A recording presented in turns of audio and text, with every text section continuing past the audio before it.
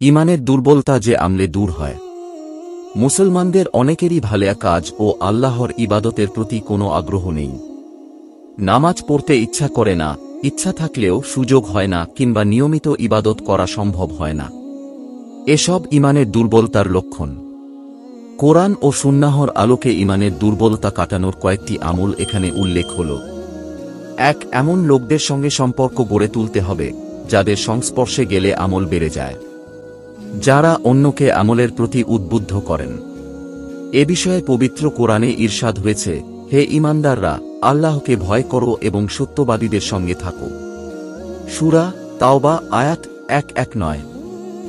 ২. বেশি পরিমাণে কোরআন তিলাওয়াত করুন বা শ্রবণ করুন।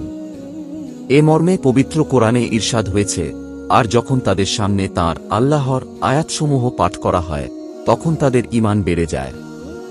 সূরা আনফাল আয়াত ২। ৩.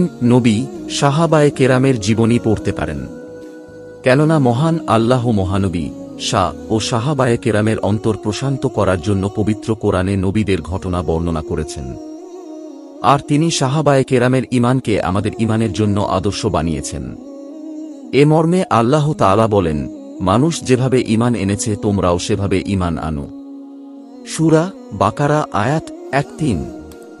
৪. অধিক পরিমাণে আল্লাহর জিকির করুন। দুর্বল ঈমানের সুস্থতার জন্য জিকির খুবই উপকারী। আল্লাহর জিকির অন্তরে ঈমানের বীজ বপন করে। মুমিনের অন্তর জিকিরের মাধ্যমে প্রশান্ত হয়। ইরশাদ হয়েছে, যারা ঈমানদার এবং তাদের অন্তর আল্লাহর জিকির দ্বারা শান্তি লাভ করে।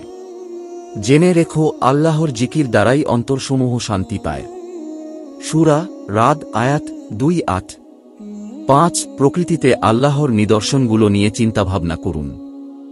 আকাশে মেঘ দেখলে আরবরা খুশি হতো, কিন্তু মহানবী শাহ এর চেহারা আযাবের ভয়ে মলিন হয়ে যেত, কেননা সামুদ জাতি আযাব বহনকারী মেঘ দেখে রহমতের বৃষ্টি ভেবে ফুর্তিতে মেতেছিল। মুসলিম হাদিস ৮৯৯। আল্লাহ তাআলা বলেন, নিশ্চয়ই আসমান ও জমিন সৃষ্টিতে এবং রাত ও দিনের আবর্তনে নিদর্শন রয়েছে বোধসম্পন্ন লোকদের জন্য। সূরা আলে ইমরান আয়াত ১৯০। রাসূলুল্লাহ শাহ ইরশাদ করেছেন, যে আল্লাহর জন্য ভালোবাসে, আল্লাহর জন্য ঘৃণা করে, আল্লাহর জন্য প্রদান করে এবং আল্লাহর জন্য প্রদান থেকে বিরত থাকে, সে ঈমান পরিপূর্ণ করেছে। আবু দাউদ হাদিস ৪৬৮১।